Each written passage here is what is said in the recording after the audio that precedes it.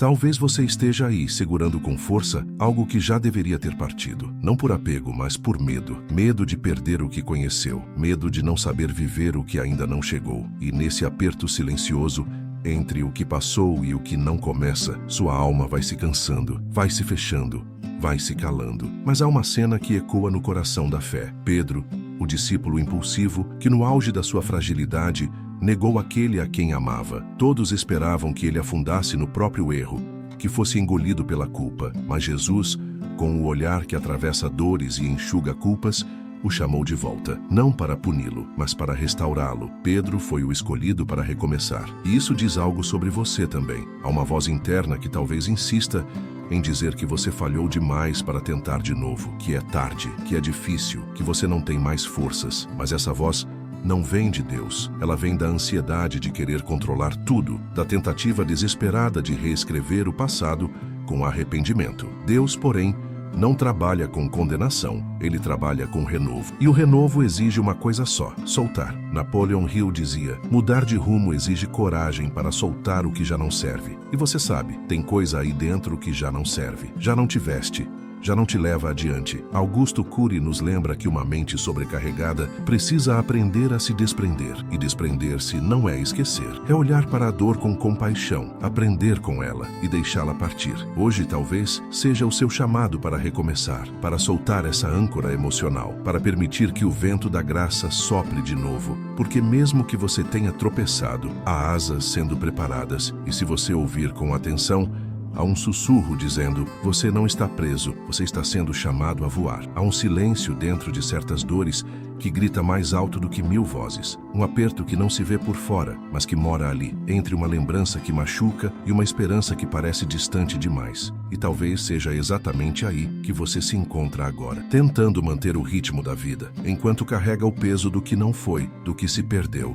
do que não conseguiu salvar. A alma não se cansa só do que é físico, ela se exaure de tudo que guardou, sem ter com quem dividir, de tudo que engoliu, quando queria apenas ser acolhida. Há dores que não são fruto de grandes tragédias, mas de pequenos cortes que nunca cicatrizaram. E a verdade é que, muitas vezes, o maior cansaço é emocional, é espiritual, é essa saudade de si mesmo, de Deus, da leveza que você não sente há tanto tempo. E tudo isso é válido, porque até os grandes homens da fé sentiram. Jó, que perdeu tudo, precisou aprender a deixar ir para reconstruir. E no meio da dor, Deus estava lá, não com respostas fáceis, mas com presença, com sustento, com um silêncio que abraça e sustenta. O deserto da alma não é punição, é preparo, é o território onde a maturidade cresce, onde as raízes afundam fundo para buscar água viva. Não se engane, Deus caminha ali. Quando você acha que está sozinho, Ele está desenhando recomeços invisíveis. Você não está esquecido, você está sendo refeito. Há uma crença silenciosa que muitos carregam no coração, a de que, para recomeçar, é preciso primeiro justificar o passado, como se fosse necessário provar que a dor valeu a pena, ou que o erro foi compreensível, como se a liberação só pudesse acontecer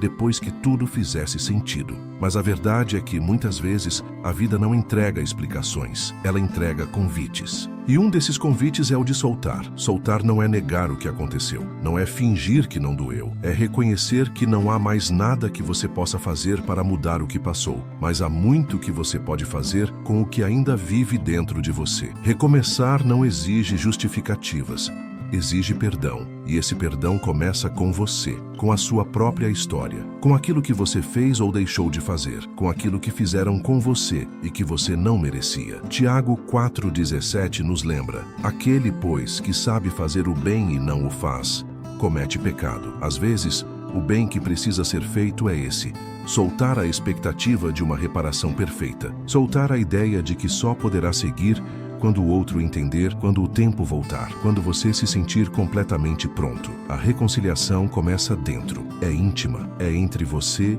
e Deus. Libertar não é esquecer, é deixar de carregar, é trocar a algema da culpa pela leveza do aprendizado. E perceber que o novo não exige perfeição do passado, exige apenas disposição para caminhar de mãos dadas com a graça. Às vezes, aquilo que mais parece um peso é, na verdade, uma pista sagrada. Aquilo que você sente como prisão pode ser o próprio solo onde sua missão foi plantada, esperando apenas a luz do entendimento para florescer. O que te prende hoje, seja uma memória, uma dor, um erro ou uma perda, talvez seja o portal que Deus escolheu para te mostrar algo que só pode ser revelado na profundidade. A corrente emocional que parece te arrastar para trás pode ser o fio que te conecta com o ponto exato da sua entrega. A borboleta não voa sem antes passar pela pressão do casulo, e é dentro desse casulo que as asas são formadas. Não é fora da luta que você encontra seu chamado.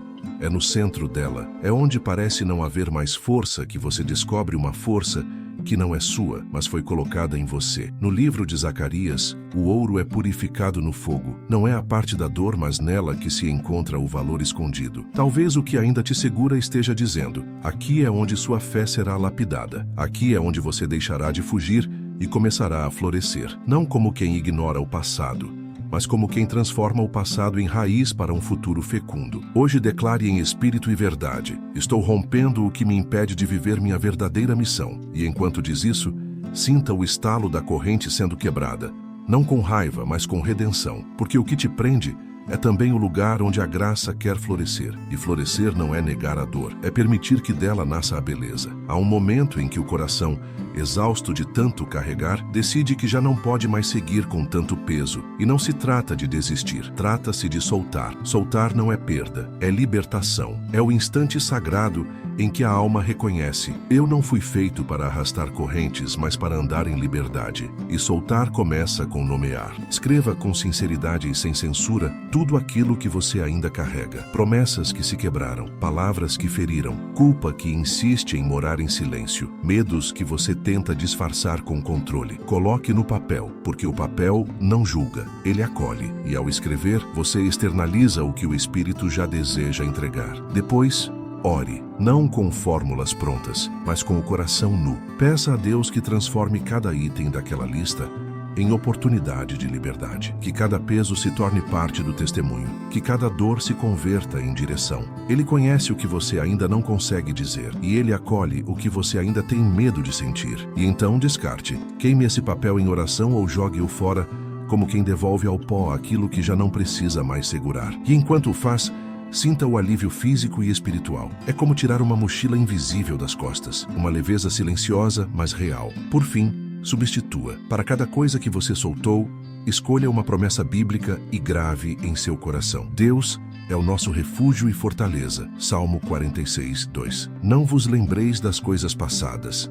Isaías 43, 18. Deixe que essas verdades sejam agora as novas sementes da sua jornada. Soltar é um gesto espiritual. É um ato de coragem. É onde a alma encontra espaço para respirar. E nesse espaço, a graça floresce. Feche os olhos por um instante e imagine a sua alma como uma ave fênix. Não uma que apenas retorna do fogo, mas uma que ascende das cinzas com asas mais amplas, mais fortes, mais sábias. As penas marcadas pelas tempestades, mas agora reluzentes de uma nova leveza. Porque não é apenas sobre ressuscitar, é sobre voar mais alto do que antes. Essa imagem não é fantasia, é memória espiritual. É a lembrança de que tudo aquilo que parecia te prender, na verdade, era o casulo. E o casulo nunca foi prisão, foi processo, foi onde as asas foram formadas. Então, quando os ventos do passado soprarem tentando te puxar para baixo, quando a culpa, a dor ou os velhos nomes ecoarem como correntes, traga à memória essa imagem. Veja-se com asas,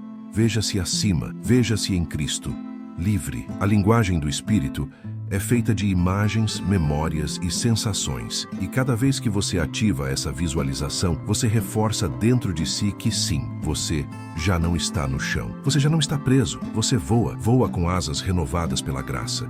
E mesmo que ainda doa, mesmo que os dias escuros ainda tentem se impor, dentro de você existe essa imagem, essa verdade, essa certeza silenciosa. Você não é mais a dor que te feriu. Você é o voo que ela ensinou. Soltar nunca foi sinônimo de fracasso. Foi, é e sempre será o primeiro ato sagrado de fé. Um gesto interior que diz: eu confio no que vem mais do que lamento o que passou. O passado que antes te pesava, agora é solo fértil para o novo que Deus está te convidando a viver. E essa escolha de soltar, silenciosa, íntima, mas poderosa, é a raiz de toda reconstrução verdadeira. Napoleon Hill disse: um novo destino exige desprendimento. E você sentiu isso em cada palavra, em cada memória que veio à tona. O que parecia corrente era, na verdade, porta. E ao atravessá-la, você reencontra sua identidade mais pura. Não uma versão idealizada, mas a versão que foi tocada, moldada e erguida pela graça. Joseph Murphy nos lembrou: sua mente é um jardim.